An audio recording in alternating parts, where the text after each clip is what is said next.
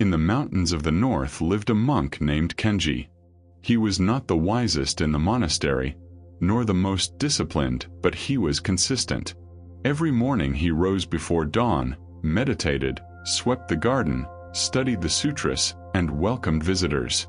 He did everything he was supposed to do. And yet, something inside him slowly began to fade. There was no single day when it happened. No loss. No tragedy. Just little by little, every action started to feel empty. He woke up, but no longer felt the ground beneath his feet. He meditated, but his mind was a swarm of thoughts that never rested. He swept the garden, but his hands held the broom as if it were made of stone. At first, the other monks noticed nothing. Kenji kept functioning. But inside him, a question began to echo louder each day. What is the point of continuing to try if nothing calms me and nothing fulfills me? That question was not a mistake. It was a signal. First teaching, when the mind cannot stop. One morning, after another sleepless night, Kenji went to see the master of the monastery, an elderly man of few words named Sōun. "Master," Kenji said, his voice breaking, "my mind won't stop. I try to meditate and all I find is noise. I try to breathe and I feel a weight in my chest. I've gone over 1,000 times what I did wrong, what I forgot, what I should change. But the more I think, the more lost I feel." Master Sōun did not answer right away. He walked toward a small pond in the garden and stood quietly, looking at the water. "Do you see this pond?" he finally asked. "When the wind blows without pause, the water becomes agitated and you can't see the bottom. No matter how hard you look, the surface is disturbed. Do you know how the water becomes calm?" "By stopping the wind," Kenji replied, confused. "No," said the master. "The wind blows when it wants. The water calms down when we stop stirring it ourselves." Kenji frowned. "But master, I'm not stirring anything. I'm just trying to understand what's happening to me." Sōun looked at him gently. "An anxious mind is a mind that cannot stop. A depressed mind is a mind that grew tired of searching and found nothing. They are not broken, Kenji. They are saturated. Saturated with unanswered questions, constant decisions, endless attempts to feel better." The master sat down beside the pond and motioned for Kenji to do the same. "You're not going to solve anything today," he said. "You don't have to understand anything right now. Just sit. And when your mind runs, don't chase it. Simply notice that it's running. That's all." Kenji sat. His mind kept racing. But for the first time in months, he didn't try to stop it. He just let it run. And in that small gesture something loosened. It didn't disappear, but it no longer weighed the same. Second teaching, the body speaks first. Weeks passed. Kenji remained in the monastery, but now with a new awareness. He began to notice something he had never seen before. His body had been screaming long before his mind ever caught up. The tight chest upon waking. The shallow breathing for no clear reason. The closed stomach, unable to receive food. The exhaustion that sleep never cured. All of it had been there, long before he had words like anxiety or depression for it. One day, while working in the garden, Kenji felt his legs begin to tremble. He hadn't exerted himself. His body simply refused to hold him anymore. He sat down on the ground, hands pressed into the soil, struggling to breathe. Master Sōun passed by and stopped. "The body always arrives before the mind," he said, without Kenji asking anything. Before clear sadness, before defined fear, the body was already sending signals. But no one teaches people how to listen. "What am I supposed to do, Master?" Kenji asked, frustrated. "I can't control how my body feels." "Exactly," said Sōun. "You can't control it. But you can stop fighting it. The master sat beside him on the earth. The body doesn't understand internal speeches. It understands load. When the load is constant, it adapts, hardens, endures, until one day it can't anymore. You didn't fail, Kenji. Your body simply carried too much for too long without permission to let go. Something in Kenji's chest began to soften. It wasn't relief, it was recognition. So what do I do? He whispered. Nothing extraordinary. Just stop demanding that it change immediately. When the body feels seen, when it's no longer pushed to improve, something begins to loosen. Not because everything gets better, but because the struggle ends. Kenji remained seated on the ground for a long time. He didn't meditate. He didn't breathe deeply. He simply stayed there with his tired body, without asking it to be different. And for the first time in months, his body no longer felt like an enemy. Third teaching: the safety that allows growth. Autumn arrived at the monastery. Leaves fell slowly, covering the garden Kenji swept every morning. But now, when he swept, he did it differently. More slowly. Without urgency. One afternoon, Master Sōun called him into his room. Inside was a small plant in a clay pot. "Look at this plant," said Sōun. "What does it need to grow?" "Water, light, soil," Kenji answered. "Yes," said the master. "But there is something even more important than all of that. Do you know what it is?" Kenji shook his head. "A safe ground where it can take root," said Sōun. "If you pull it out every day, inspect it, pressure it to grow faster, the plant doesn't grow. It weakens. Healing does not happen in states of struggle, Kenji. It happens when the body feels safe." The master paused. A body in constant alert does not repair, does not digest, does not rest. It only resists. And resisting for too long eventually exhausts even the strongest. In that moment, Kenji understood something deeply. For years, he had lived as if every day were a battle. Getting up was an effort. Meditating was an obligation. Breathing was a reminder that he still wasn't okay. "Master," Kenji said, "how do you create that sense of safety?" "You don't create it," Sōun replied. "You stop destroying it. Less pressure, less urgency, less silent self-demand. Not as a reward, but as a biological necessity. When the environment becomes more livable, when the mind stops monitoring every second, the body receives a new message.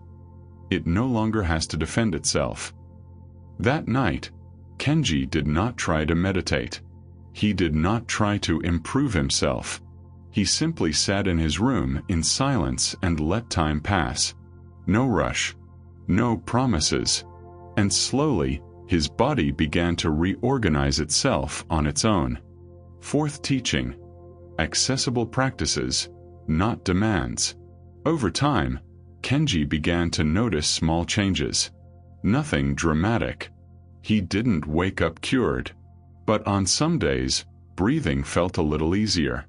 On some days, the weight in his chest wasn't quite as heavy. One day, while walking through the forest near the monastery, he came across a young monk named Taro, sitting beneath a tree, crying. "What's wrong?" Kenji asked. "I can't do it," Taro said between sobs. "The master says I should meditate, that I should breathe deeply, that I should move my body. But when I try, my mind speeds up even more. When I sit to meditate, all I feel is that I'm failing." Kenji sat down beside him. "I know what that feels like," he said gently. "But let me tell you something I learned. Meditation isn't about emptying the mind. It's about sitting without trying to fix anything. Not observing thoughts, not correcting emotions. Just staying for as long as you can without running away. Sometimes that's 30 seconds. And that's enough." Taro looked at him in surprise. "Just 30 seconds?" "Yes. And movement doesn't begin with strength or goals either. It begins with motion that asks nothing of you. Walking slowly. Stretching without chasing progress. Moving your body simply to tell it, you're not trapped. Kenji took a slow breath. Breathing in this context isn't a technique. It's contact. You breathe deeply not to calm yourself, but to feel that you're still here, that your body is still present, that not everything is lost.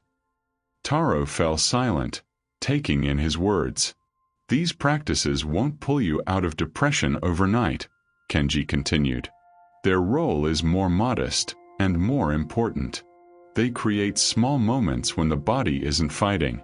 Moments where no meaning is required, no motivation, no hope.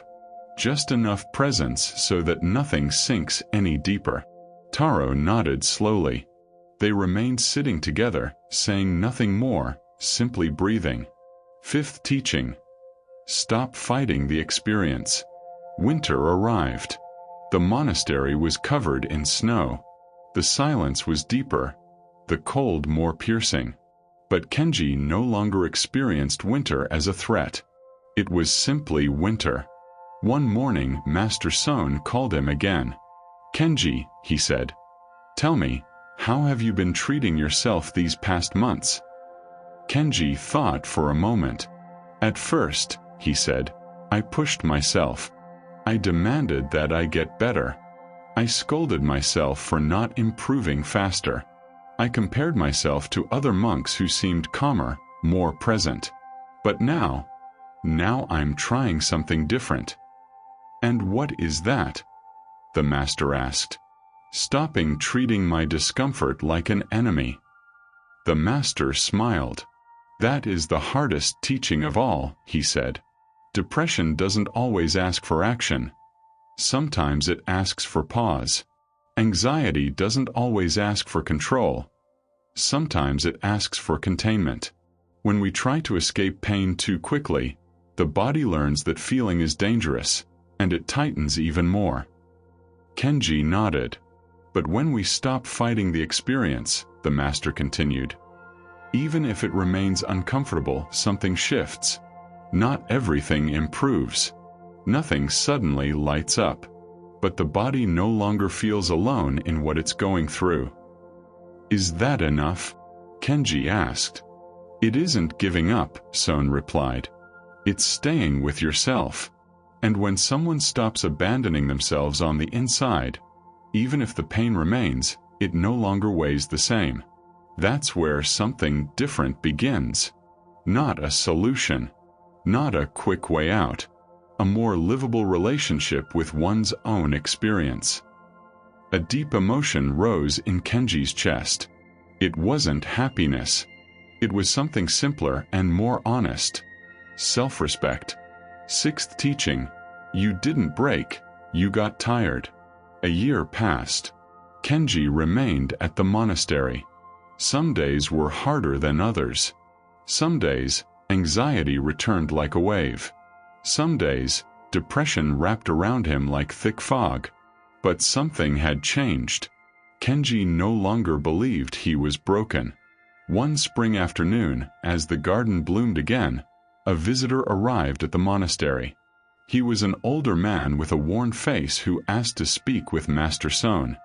Master, the man said, I came because I heard you teach how to heal the mind. I'm tired. So tired that I don't know if I can keep going. Sōun looked at him with compassion. You didn't come to heal, he said. You came to rest. The man looked confused. Aren't they the same? No, Kenji said, who had been listening nearby. Healing sounds like fixing something that's broken. But maybe you didn't break. Maybe you got tired. Tired of holding everything together, of explaining, of responding, of being strong when there was no strength left. The man began to cry. The body doesn't collapse because it's weak, Kenji continued. It collapses because it learned to endure for too long without permission to let go. Sōun nodded.